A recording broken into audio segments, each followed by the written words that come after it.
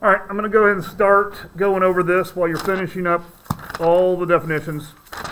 This is the big day for definitions because it's the start of this particular chapter. This particular chapter is a good standalone chapter where we just kind of do different things from any other chapter. We're going to deal with a lot of graphing type things. This is the transformation chapter. And so far in all of geometry, we've dealt with things that don't move. In real life, our shapes move. And so this is the chapter that deals with shapes moving. And so I'm going to get rid of this right here, and we'll start working on this. If I can move the mouse to where it needs to go.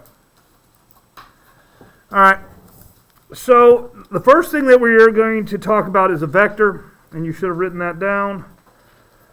So a vector is a quantity that has both directions and magnitude or size, and it is represented in the coordinate plane by an arrow drawn from one point to another. So basically what a vector is a way to explain motion. This is kind of a physics term, and when you take physics, you use it. Just kind of an example how you'd use it in physics. I'm going to draw like a rocket. Here's my rocket. Yay! Put little fins on it, and we'll put a little door. There we go. All right, so this is a rocket, and so rockets basically work with vectors. There's a really good video game that involves rockets, if anybody's ever heard of it. That Kerbal Space Program, anybody ever heard of it?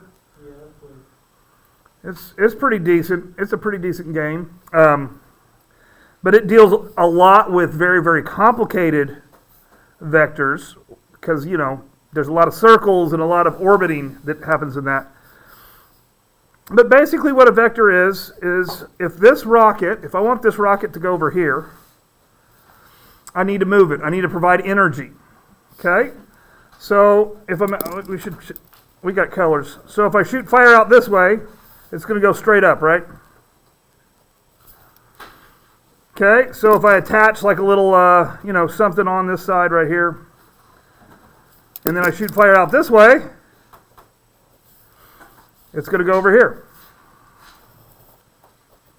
Right? So if I fire both of these engines at the same time, it is going to go directly from here to here. That's what vectors are. Okay? So basically, how a lot of things work is there's different forces. Now, if this were physics, we would talk about other forces. We would talk about, this rocket is fighting gravity. So the engine's pushing it up, but the gravity is going to push it down. So we'd have to factor that in. And of course, we'd talk about wind. The wind's going to blow it this direction, so we got more vectors. And then we could have even more stuff than that. So it's just like if you are going to launch a rocket and go to Mars. And didn't we just do that with some rover? Didn't some rover just land on Mars? So like if I wanted to go to Mars, I can't just go straight there. I can't just go straight there. That's not how it works. So if you're going to go to Mars, what probably you're going to do is you're going to take off and you're going to go like this and this. Kind of like that. We're probably not going to do anything this complicated. We're probably going to focus more on just this part of it. So that's what a vector basically is. And so what we need to know is the component form. Okay, the component form is going to be like this. Okay, notice that this is not a point. If I did it like this, this would be a point, yes? This is component form. This is not a point. This is basically the thrust that you're applying to the shape. This is moving. I'm going to move X and Y. And so we're going to look at that in just a little bit. Okay, so that's what this is. Of course, this is the vertical component. This is the horizontal component. Okay, we're dealing with transformations. A transformation is a function that moves or changes a figure in some way to produce a new figure called an image. So we're always going to have a pre-image and an image. Today we're doing translations.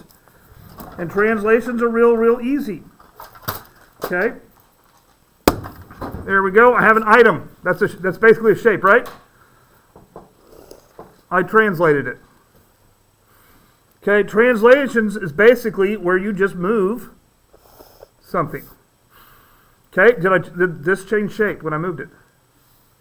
It stayed the same size, same shape, nothing happened except for it exists in a different place, in different time. This is known as rigid motion.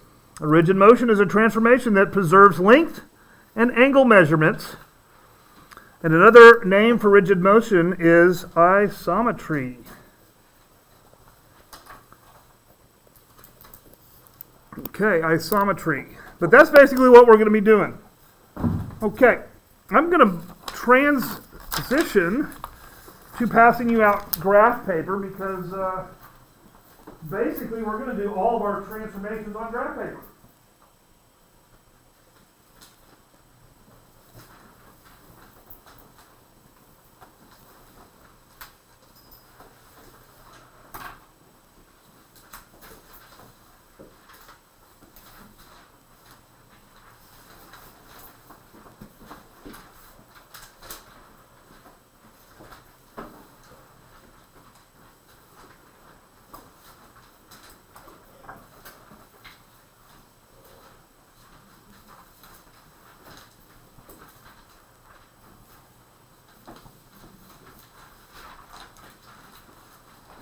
All right, so we're going to look at some stuff and things, and I'm going to just kind of go through some of your book stuff.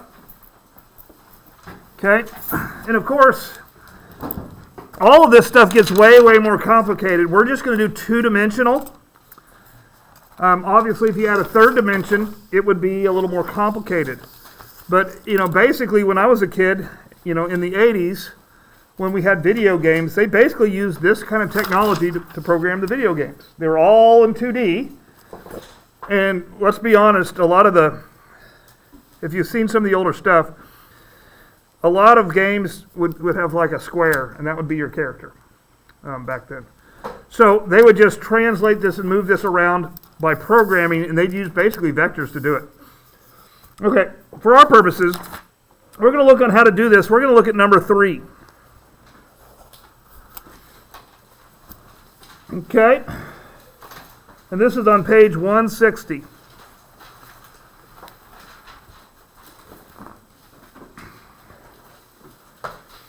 It says, name the vector and write its component form. Okay? So the vector is CD. It looks like a ray, but in this case, it is a vector because it's not a line, or it's not a ray per se. It looks like one. But it actually represents something moving from C to D. And so because this is more of a physics concept than a geometry concept, they changed the symbol just a little bit. Okay? A ray would look like this, right?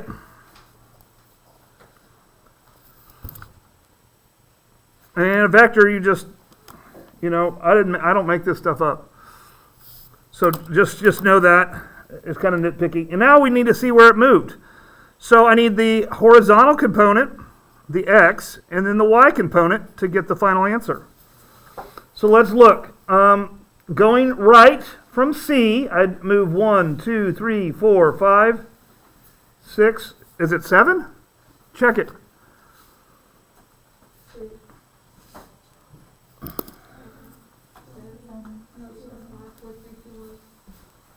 So it's 7. So I put a 7 here because I moved 7 right. If you move right, it's positive. If you move left, it's negative. Right? Just like on a number line. If you go right, it's positive. If you go left, it's negative. Okay? How many down did I go from C? 1, 2, 3, right? So I go down 3. So that basically is just the directions on what I did. I'm telling you to move from C to D, you have to go down, right 7, down 3. Does that make sense? All right, let's move on to 5. this is going to take graphing because we're going to translate the triangle DEF. Okay? And I'm going to need more room, so I'm going to do it down here. So go ahead and draw your little, your little things.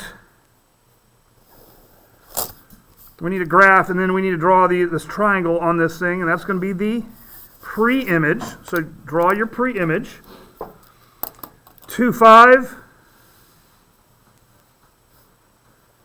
That's going to be D. 6, 3. That's going to be E. And 4, 0. That's going to be, what is the other letter? F, right? So this is my pre-image. This is the starting image. It's called a pre-image. And then it's going to give me directions on how to move this. I'm going to move it without changing the shape, which means hopefully I counted everything correctly. Okay, so I'm going to move it. What does it say to do on number 5? It says to move it 6, 0. So that means to move it right 6. And so I'm going to move it right 6. 1, 2, 3, 4, 5, 6.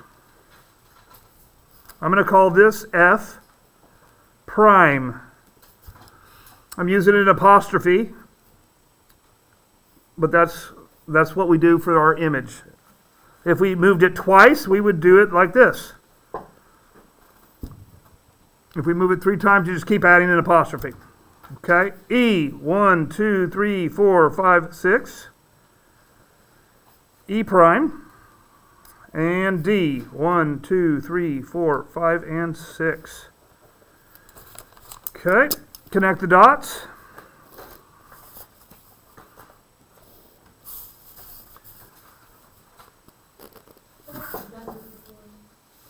You might have. This is not considered a super difficult. We'll do a little more than you've done before, but basically it's a repeat. Doing the vector form is actually what's new. Doing that is not new. So I just slid this over to the right 6, yeah? So that's how I do that. All right. Let's look at 9. 9. It says find the component form of the vector that translated. So -3 to 6. I'm supposed to go from that to 0, 1. Okay. And we need to find the component form, which is this form right here. All right, how did I get from -3 to 0? You don't see anything. How did I get from -3 to 0? I added 3. How did I get from 6 to 1?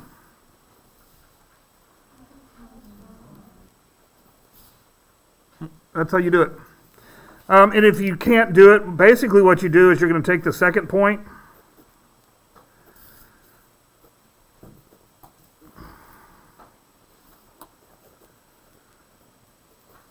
If you want a formula, that's basically what you're doing.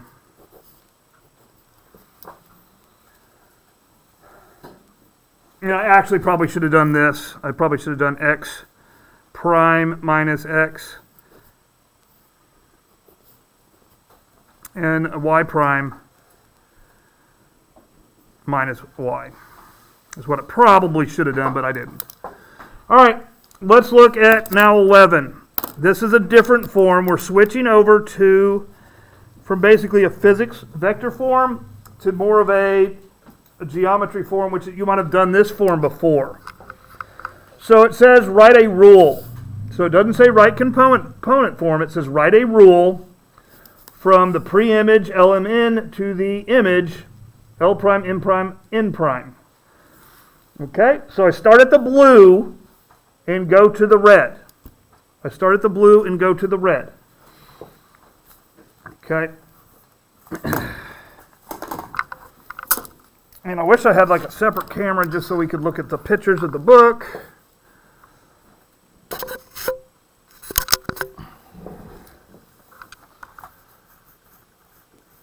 because this is something we are definitely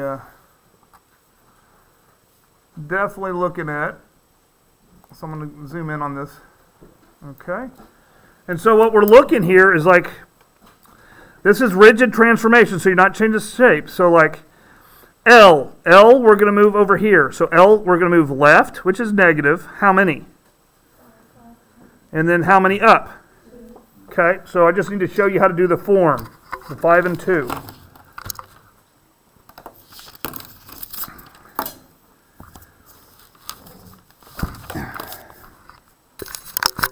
All right, now I'm all zoomed in because I wanted to show that graph, and now it's terrible. It's a horrible travesty.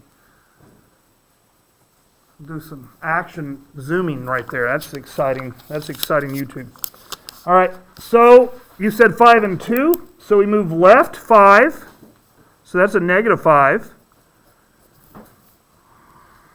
And let me write it fully correct here. This is how it will look. So this will be our pre-image, and we are translating it, and we're going to say that the x value, we take whatever this x value is and we subtracted 5, that's what you told me, and then we take whatever the y value is and we add 2. Okay, so this is in slightly different form, right? But it's basically communicating the same thing. If I did this in component form, it would look like this. If I do this in write the rule for the translation, it looks like this. Any questions? This way is better because it just takes less writing, right? This way is more algebraic. So if I wanted to say, I want you to translate this point, let's see, this would be 1, 2, 3, 4, 5. If I wanted you to translate this point, 5, negative 1, what would the new point be? Well, this should be easy, right? 5 minus 5, and negative 1 plus 2. So the new point would be 0, comma,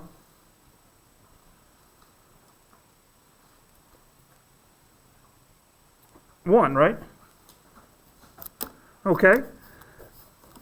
Is that what n is? Is the n prime 0, comma 1? The answer is yes. Yes, it is. Does everybody see what I just did? Okay. All right, we're almost done. Let's move on to 13. So 13, basically, it's asking you to do what I just showed you. It's asking you to take that point and put it into the formula and come up with a new point. Okay, so basically I'm going to just have you do your work here. You're going to have to do 22. 22 you're going to translate twice. Okay, and I'm not going to do the problem, but basically you're going to draw a shape. You're going to do the first translation, and then you're going to do the second translation. So it might be like that, where this would be A prime, and this would be A double prime.